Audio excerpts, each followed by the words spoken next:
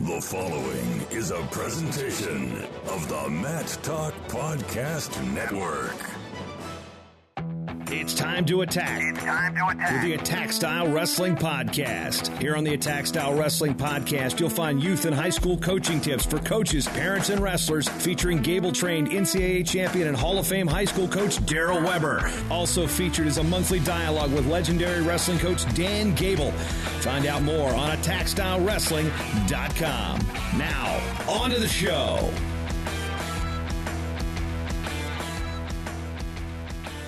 Now up on the Attack Style Wrestling Podcast, where we're talking technique with NCAA champion and Hall of Fame high school coach Daryl Weber.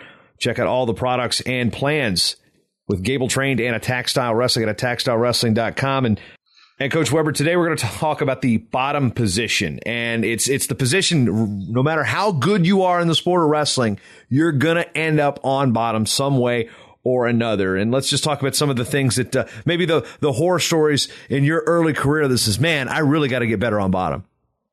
Oh, yeah. I mean, I struggled on the bottom, especially when you jump levels. I can remember going from middle school to high school, and in high school that first year, struggling, getting out of the bottom position, losing some matches that, you could have won. And then same thing going to college.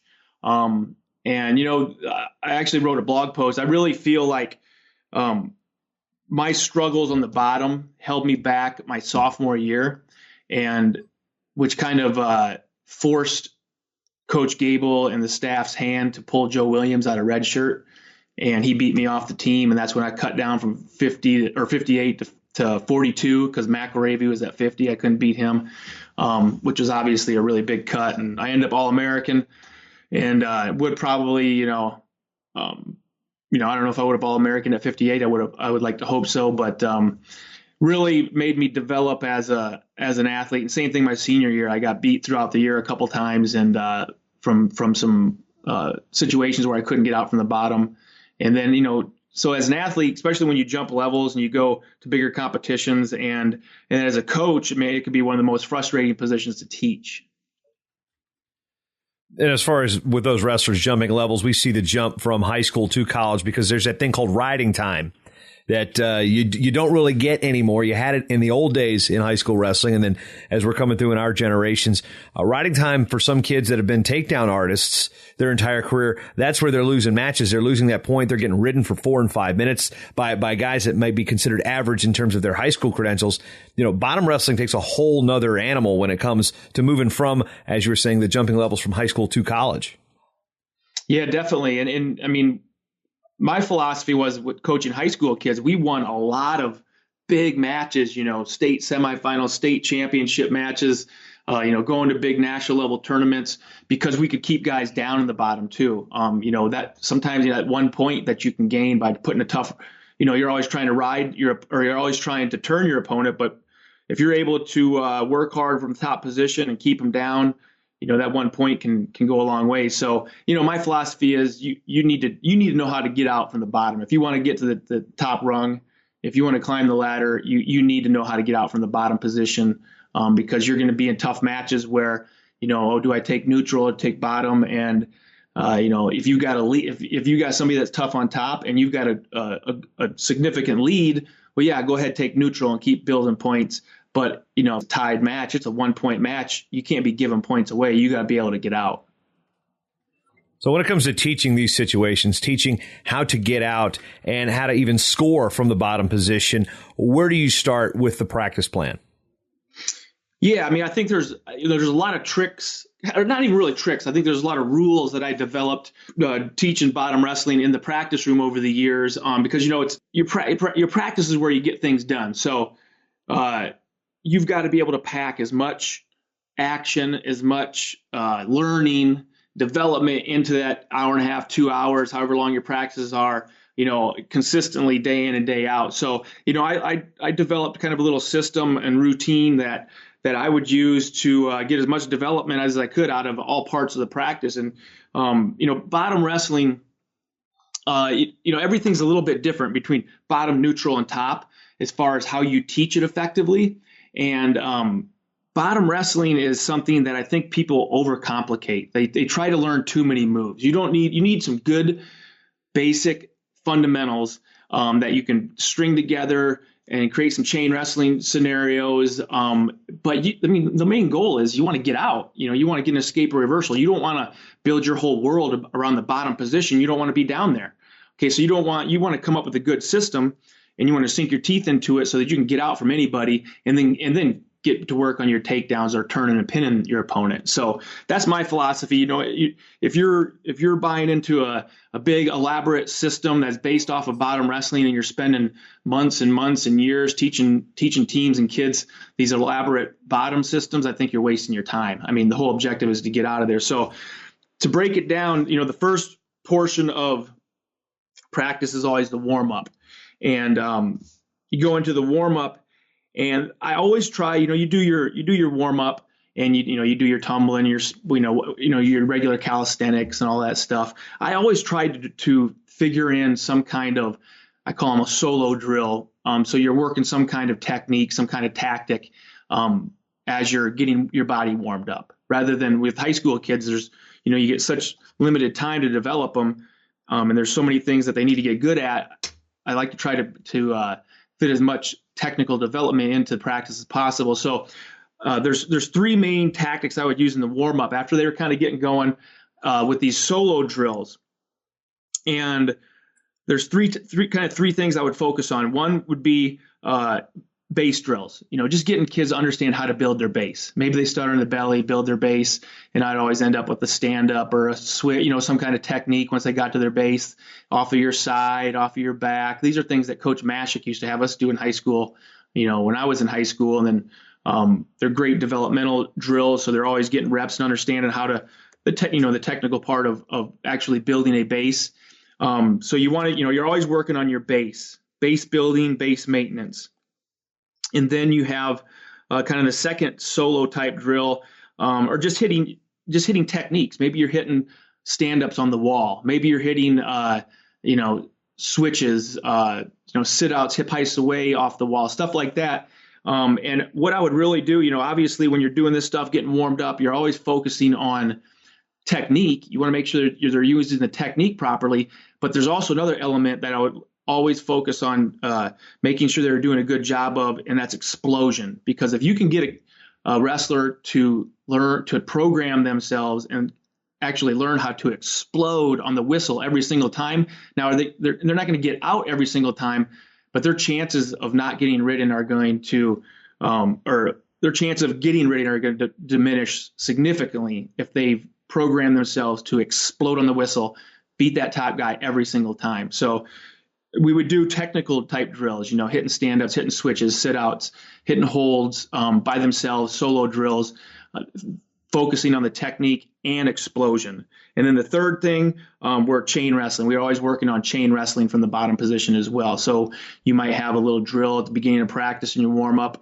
where they're by themselves and they're hitting 3-4 holds in a row. And you can typically, as a coach, you can put together sequences of holds that make sense, and you get them moving and flowing together between techniques. So those are the main drills that I would try to fit into my warm-up portion of practice. Now, as we get further into the drills, this is where warm-up is done. Now we're looking at focusing on the mastery of these moves with repetition and drills. And what are the key drills from the bottom position beyond the warm-up drills we just discussed? Yeah, so as how my practices typically flowed, and we've gone over this in the practice plans, you would do your warm-up, which would, do the calisthenics, the stretching, maybe some strength training, body weight type stuff. Then you do some solo drills. And I always like to go into kind of a drilling phase to build that muscle memory, to get as much technique, get that technique, just buried, in, so they don't have to think about it anymore during their matches. So I would use my quick drills scenario. And obviously this stuff has to be taught in technique, but we'll get to technique next. But yeah, when we're using drills to master the bottom position, there's what I call kind of base maintenance drills. So you put your bottom wrestler in their base, or maybe even on their belly, on their side, on their back, and they've got to build that base. And the top wrestler is going to put some heat on them the whole time. So they got to understand how how to maintain a base. Because so many wrestlers, they get broken down and they're just on their belly. They're giving up their wrists so easy. So you teach them how to maintain that base, hold on to it, get themselves in a position with their hips underneath so that they can score. And then we'll work, maybe you have them maintain their base while the top guy's grinding on them, trying to chop them, break them down, ankle them down, all that stuff. And then maybe you just say hit it, and they have to hit an explosive technique from the bottom, or they can even take it a step further, and the top guy can even make them chain wrestle from there and kind of play wrestle with them. But rather than just going out and just hitting holds right off the whistle, we like to work that base maintenance type of drilling in. And then we also have what I started to use the last several years of coaching high school, and it's really worked well. Once we got into season, maybe a month or so, and I had covered basically all the techniques that we were really going to work from the bottom position, I would develop what I called a master skill set from the bottom position. And, once a week, every once in a while, it could be in the quick drills portion. It could be at the end of a practice. Maybe it's, a pre-match practice. We go through it and we just click through all the series that we're supposed to know from the bottom position. Our whole stand-up series, sit-outs, whatever you want your team to get good at, and we would click through it. And the whole idea there is that they get good at these techniques that are going to be the foundation of their success at the bottom position, and then we're just getting reps. And they know after a while, too, they know that, hey, if we show them that we know what we're doing and we're exploding and we're hustling through this bottom master skill set routine, we'll get through it quick. But if they're not getting the things down that they're supposed to know, then we got to slow down and teach, and we might spend some time on things that they don't, they want to move on and get to, working bottom stuff is pretty boring typically in practice. So they want to get through that. So I would use, in the drilling phases where I'm trying to pick up the intensity, a base maintenance type drill, and then also my master skill set routine where they're just clicking through the things that they're supposed to be experts at. As we move in from drills, and there's that of course can be encompassing several different techniques, as we've heard on previous episodes. And if you want to go back and listen to those, there's several different breakdowns of what Daryl means by hitting quick drills, by his master skill sets. But now we get into scoring from bottom, the offensive techniques that you've basically taking the power of offense away from the top man, and you are taking it as a defensive man on bottom, and you're looking for those offensive techniques, not just to score your one, but maybe score your two, maybe 4 or 5 out of it. Yeah. I mean, I like to get things organized and kind of systemize things so that I can be as efficient as possible. And I break down my techniques from the bottom position, or my series from the bottom position, as offensive, and there's an offensive set and then there's a reactionary set. So our offensive set is just you hit stuff and you're attacking the bottom position. You're hitting your stand-ups, your sit-outs, your switches, your rolls, and then you're stringing those things together, and you got to nail those things down. Get good at those techniques, good at exploding those to those techniques, and then chain wrestling. When if you hit a stand-up and you get stopped, well, you got to have a game plan. There's only typically so many ways they're going to stop your stand-up. So you teach them how to react to all those so that you develop a series off of that. Or there's only so many ways they're going to typically stop a switch, or all those techniques, and you build a series around those. So just like I've been talking, we're always trying to build explosion, chain wrestling, being able to maintain our base and hit those offensive techniques. We don't want to, on the whistle, we don't want to sit around and wait. We get taken down, we want to attack the position. We want to be hitting our offensive holds. But then there's reactionary techniques as well, where you're kind of reacting to where you have gotten beat.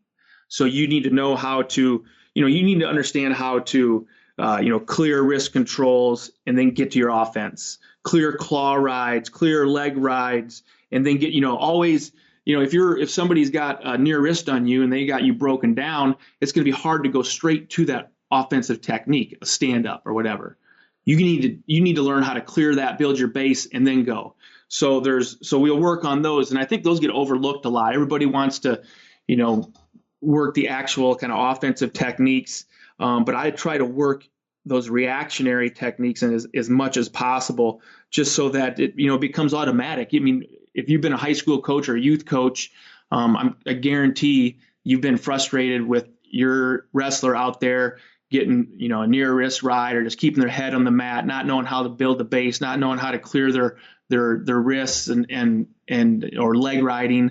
So you got to work on those things. You got to work on what I call the reactionary techniques, where you're reacting to getting beat by the top person, and then you can get to a position where you can explode to those offensive techniques. So when we look at an offensive technique, what's one that you picked up from, say, Coach Gable that you might have been aware of, but you never drilled it enough until you got into the Iowa wrestling room? You know what? Okay, this is one that you see exactly the eye-opening moment. It was like, oh, yeah, that's how it's supposed to happen. Yeah, I learned, I hit probably my stand-up was my number one thing. And then you had to have a stand-up or you had to have a series off of your stand-up, because like I said, you're not gonna get out every single time you hit that stand-up on the whistle or off of a takedown. But really, once I got to college, it was the finer. Obviously, I'd learned to stand up when I was in high school, but it was the finer things. And the stand-up is kind of it's an interesting technique, and there's probably a million philosophies on how to teach a stand-up. And the stand-up, and I get people to ask me this all the time in our like Gable Train members area or in emails they send me, because the teaching bottom is just so frustrating. And the stand-up that I had tremendous success with my senior year in college, I almost never taught it at the high school level because it was an outside leg stand-up where you're attacking the hand on the wrist right away. And it really takes a lot of core strength, coordination, a lot of development. And I found I tried to teach that to young wrestlers, to beginning wrestlers, and they really struggled with holding their position while they're hitting that. There's easier ways to teach a stand-up to beginning wrestlers that help them get their momentum going upward and help them, get their arms free and keep them from getting chopped to the side and stuff like that. I was taught a different stand-up. I learned it when I was at college under Coach Gable, and really Coach Jimmy Zaleski taught me that outside leg stand-up. And when I got explosive with it and built some confidence, it was really hard to ride me. And I had to have a little series along with it. So when people suck you into a crab ride or chop you to the side, you had ways to react to that stuff. But like I said, I used a completely different stand-up scenario that actually I learned from Coach Dresser. And I think he kind of figured it out that before I even started coaching high school level, that you had to have some tricks to help kids get to their feet and not get chopped, and not get, chopped down the side and broken down to their belly right off the whistle. So. Yeah, and I guess that comes to our next point, sparring and situational. And this is where these tricks you can teach them, because if a kid is on bottom and he still can't clear that chop, that's where you teach them. It's like, okay, now just pop your elbow in a little bit, and just basically something as simple as how to move their arm off the reaction to the chop. That's where the tricks are learned in this sparring and situational type of practice area. Yeah, the good coaches, the ones that really figure things out, are obsessed with figuring out how to take technique to live match, what I call live match instincts. Everybody can go in there and just show technique all day long, but once they get the technique down, you got to start pushing the envelope and getting it closer to where they can hit those techniques, under the lights. And so there's strategies that you can use. We've talked about sparring and play wrestling, and situational wrestling. You got to use these tools, and you got to coach them up while you're using these tools to really understand, the techniques that they're teaching. Because if you've been coaching at all, there's been probably a million times that you've showed something and your wrestlers in practice are just drilling it beautifully, and they just cannot do it in a match. And you're pulling your hair out, and you don't understand what's going on. And the best tools to get those techniques to cross over into live match instincts for the bottom position, this is what I found. Number one, is sparring. Okay, because what could happen, and then number two is live situations, putting them in specific situations. Maybe starting them on the bottom. Maybe starting with the leg in, starting with the near wrist. Giving them those different situations to work on. But a mistake that I made when I was a younger coach, and I see a lot of other people make, is they just want to go out and wrestle, which doesn't really develop things as quickly as you can. And then number two, if they start using live situations, if the wrestlers aren't very good at these things yet, and you go right into live situations, it's really easy for the top guy to start out with a dominant position, maybe a leg in or a wrist ride or something like that, and just do 30-second goes and just hold them down. So it's much better when you're progressing from technique to live match instincts to maybe start out with some sparring, where you start out in those specific situations, but top guys given about 75-80%. They're making them chain wrestle, and then you can coach them up during those scenarios. And like you said, if they're not keeping their elbow in, or they're doing this or that, you can stop and point it out, and they can actually work on these things. And you'll do that for a while, and then you'll see the proficiency from drilling to sparring, and then you start putting them in live situations. You start coaching them through those, and I found that that's a really good progression when trying to develop, youth and high school wrestlers in that bottom position. Start out with sparring so they can actually accomplish something, and they're not just getting held down because you're letting the top guy start in too dominant of a position, and then move on to your live situations. And then and that that teaching progression is really specific to the bottom position for me. And what about when you're in these live positions and these sparring positions, and you see a kid that he's trying to force a stand-up or a sit-on, it's just not working for him, and then all of a sudden they have a little, their own little take on another position that they're not actually trying to learn. Say they're trying to learn a stand-up, and they're doing something and it works better for a sit-out type of escape.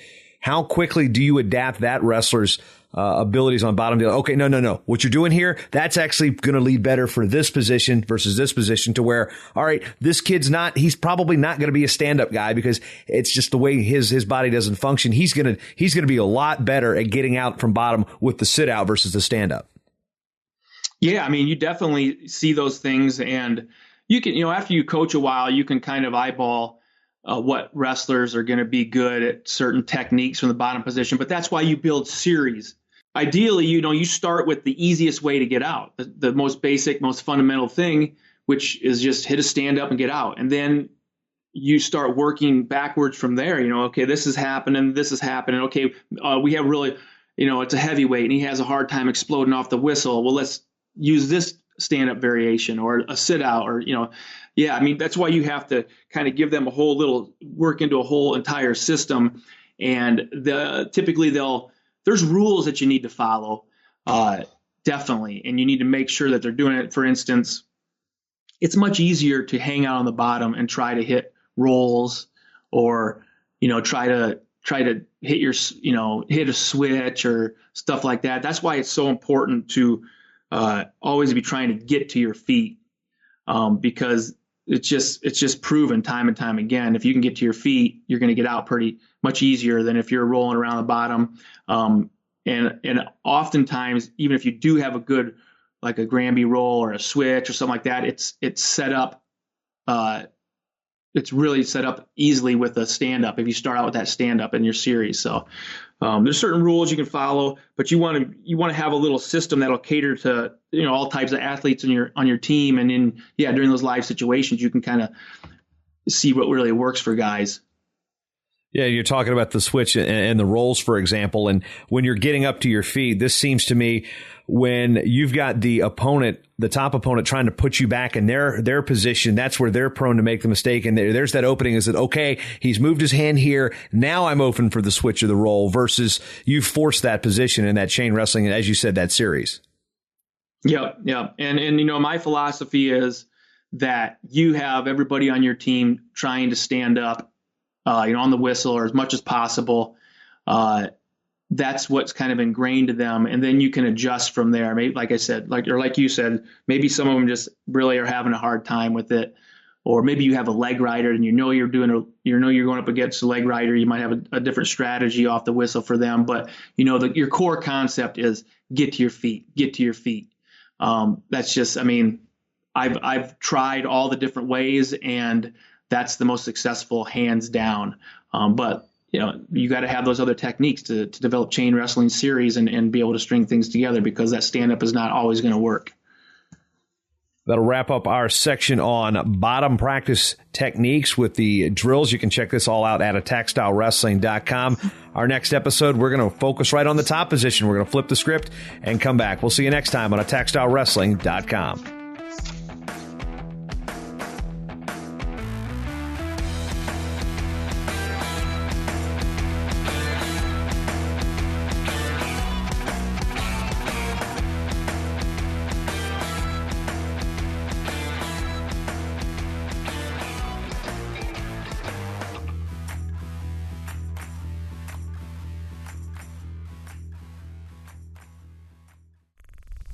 Show is part of the Matt Talk Podcast Network. For more wrestling podcasts, head over to MattTalkOnline.com.